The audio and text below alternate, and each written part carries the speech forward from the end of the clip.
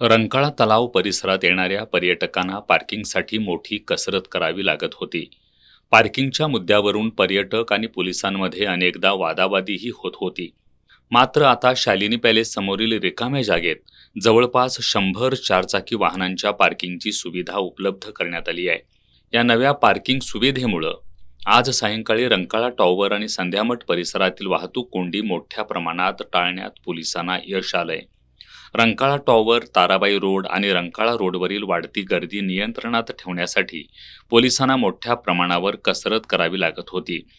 गेल्या काही दिवसात या परिसरात राबवण्यात आलेला एकेरी वाहतुकीचा प्रयोग फारसा यशस्वी झाला नव्हता.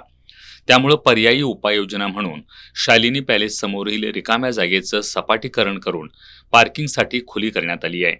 काल शनिवारपासून पार्किंगला सुरुवात केली गेली असून वाहनांचं पार्किंग मोठ्या प्रमाणात होताना दिसून आलं. यामुळे वाहन चालक आणि पोलीस प्रशासनानं समाधान व्यक्त केलंय. रंकाळा परिसरातील वाहतूक कोंडी कमी करण्यासाठी ही पार्किंग सुविधा महत्त्वाची ठरणार आहे. पर्यटकांनाही याचा मोठा फायदा होईल. मात्र डीमार्ट समोर मोठ्या प्रमाणात रिक्षा लागत असल्यानं पुन्हा पार्किंग समस्या निर्माण होण्याची शक्यता दिसून येते.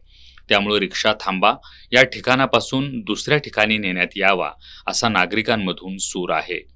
दरम्यान नव्या पार्किंग सुविधेमुळे रंकाळा परिसरातील वाहतूक अधिक सुरळीत होण्याची अपेक्षा व्यक्त होतीये.